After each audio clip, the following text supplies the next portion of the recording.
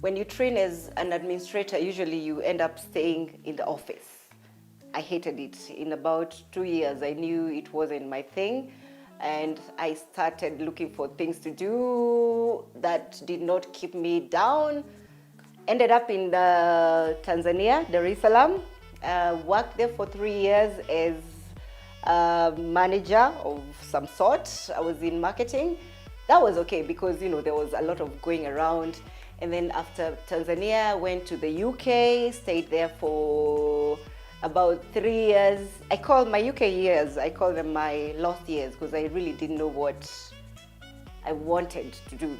But it was in the UK that I discovered, not really discovered, I would say in the UK is when I realized that I could actually earn money with writing, because somebody, a friend asked me to write something for them. They used to run a website.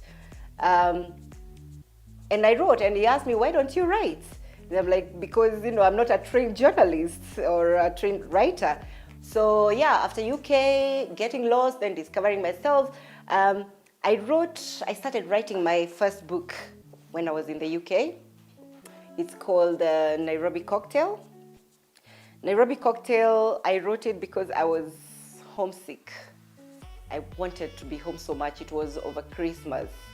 And I remember I called home and I could hear a lot of noise in the background and people were laughing, they were happy. My mother was telling me, no, everybody's here except you and 2 of my brothers who lived abroad.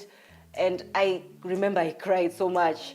So I spoke to another friend and I was telling him how upset I am that I'm not home.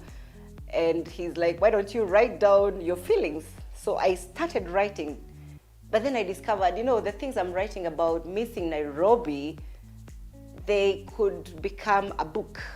So I started writing on a notebook.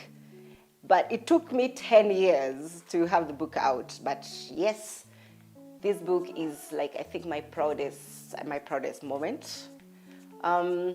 How did I write my second book? Because I think after that Christmas where I cried so much, I came back to the country. Before the next Christmas, I was determined not to spend another cold Christmas. So I came back to the country and then I wanted to write about the things I hated about living in the West. I used to live in London. And I started doing the same thing I was doing with the Nairobi Cocktail. So I called it Immigrant Cocktail. Immigrant Cocktail is a compilation of, it's one whole book, but different characters. Based on true stories, true things that happen there, but the characters are fictional, of course.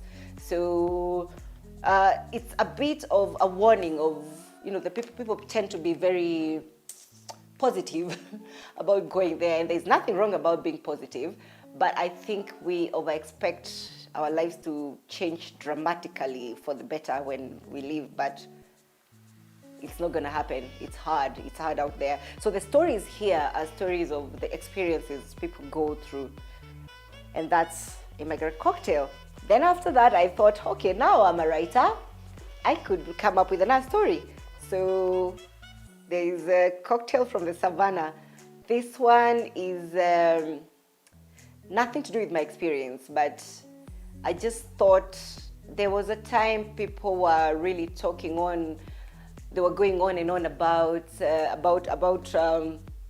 polygamy. So there was a time people were talking about polygamy, and I just thought, as much as I personally don't want to be in a polygamous relationship, I think it's unfair to divide people into the polygamous and the ones who are not in polygamous relationship, because there are many reasons why people become polygamous. So I thought I need a character who will be lovable so that he can tell the story.